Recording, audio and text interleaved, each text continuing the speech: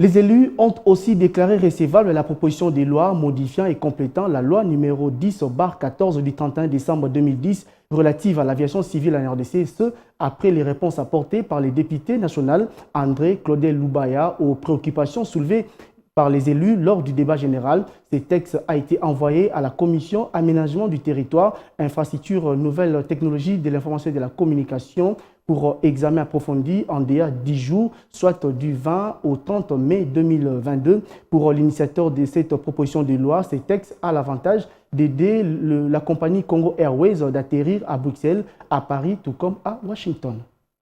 L'ambition, elle est réelle, celle de sortir le Congo des listes de bannissement, communément appelées listes noires, qui font que nos compagnies aériennes et même notre pays soient exclus des survols et même d'atterrissage dans plusieurs aéroports à l'étranger.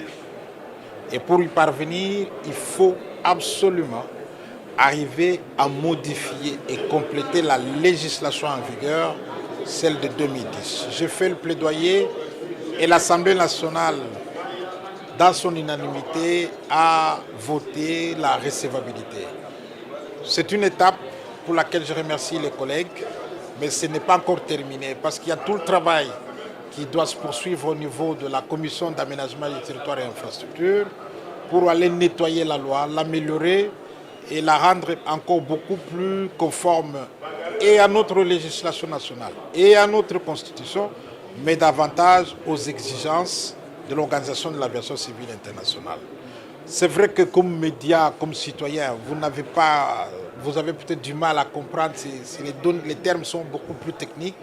Ce qu'il faut simplement noter, que cette loi a l'avantage d'aider Congo Airways à atterrir à Bruxelles demain, à Paris comme à Washington.